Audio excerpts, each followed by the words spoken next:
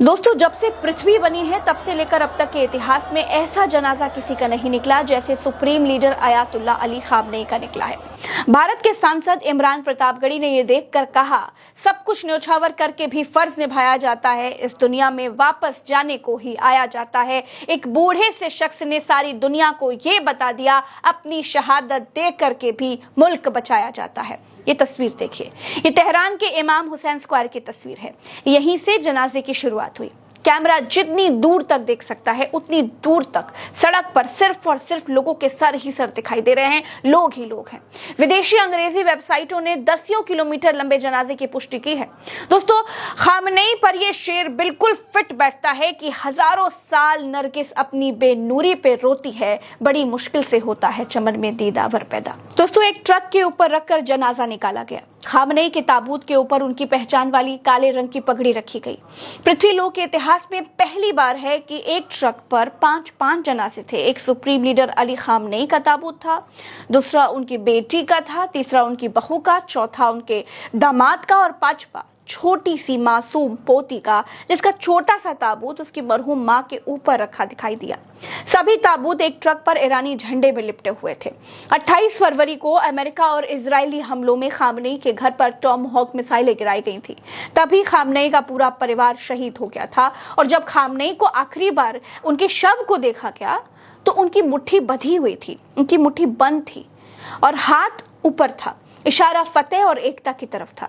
वही symbol Khamenei के जनाजे में ड्रोन के जरिए आसमान में बनाया गया, जिससे यह संदेश दिया गया कि ईरान एक है और मजबूत है। लोगों के हाथ में लाल झंडा दिखाई दे रहा था, शिया मुस्लिम परंपरा के हिसाब से, जिसका मतलब यह होता है कि बदला अभी पूरा नहीं हुआ है। खामनेई की शहादत का इंतकाम अभी बाकी है। अमेरिका और इजराइल को लगा था कि वो supreme leader Ayatollah Ali Khamenei को मार के ईरान में तख्ता पलट कर देंगे, लेकिन सब कुछ उल्टा पड़ गया। सुप्रीम लीडर की शहादत ने ईरान को नई ऊर्जा से भर दिया। ऐसा समझिए कि खामनेई के विचारों ने उनके ना रहने के बाद देश को एकता के सूत्र से बांध दिया। इतिहास में दर्ज है कि तमिलनाडु के सीएम अन्नादुरई के अंतिम संस्कार में 1.5 करोड़ लोग आए थे। उसके बाद किसी जनाजे के पीछे इतने लोग कभी नहीं चले। 1969 के बाद पहली बार है कि खामनेई के जनाजे के पीछे चलने के लिए दुनिया भर से लोग ईरान पहुंच रहे हैं। 200 से ज्यादा बसें एयरपोर्ट से जनाजे तक लोगों को लेकर के जाने में लगी हुई हैं। दोस्तों, खामनेई को 9 जुलाई को मशहद में दफनाया जाएगा। यहीं पर उनके पिता की भी कब्र है और यहीं पर जहर देकर मार दिए गए 8वें इमाम अल रेजा की मजार भी है। शियाओं में मक्का मदीना के बाद मशहद को तीसरी सबसे बड़ी धार्मिक जगह मानते हैं।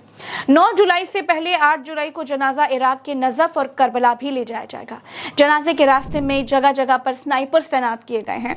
ईरान की सेना अलर्ट पर है क्योंकि ट्रंप ने धमकी दी है कि अगर वो चाहें तो जनाजे में मौजूद सभी नेताओं को एक साथ मार सकते हैं, लेकिन वो ऐसा नहीं करेंगे क्योंकि सब मर जाएंगे तो बात करने के लिए कौन बचेगा। मेरे ख्याल से आप लोगों को ट्रंप से कोई सेंसिबल बात सुनने की उम्मीद भी नहीं होगी। खैर, ईरान को ट्रंप पर कोई भरोसा नहीं है, इसीलिए सेना अलर्ट पर है। हालांकि ट्रंप ने यह भी कहा है कि खामनेई को दफनाने की प्रक्रिया तक वो हमला नहीं करेंगे। ट्रंप के पोस्टर्स पर लोगों ने जूते चप्पल भी चलाए। ट्रंप के खिलाफ आज नारेबाजी भी हुई ईरान में, देखिए। दोस्तों, ट्रंप की इस धमकी पर ईरान का भी पलटवार आ गया। ईरान ने कहा कि अमेरिका के पास ना तो सभ्यता है और ना ही इतिहास है। यह भी ईरान ने कहा कि लोगों को तो मारा जा सकता है लेकिन उनके आदर्शों को नहीं। आपने अयातुल्ला अली खामनेई को मार डाला, लेकिन असल में आपने इत्र की एक शीशी तोड़ दी है, इसकी खुशबू हर जगह फैल गई है। दोस्तों, इस जनाजे के जरिए दुनिया बहुत कुछ देखने जा रही है।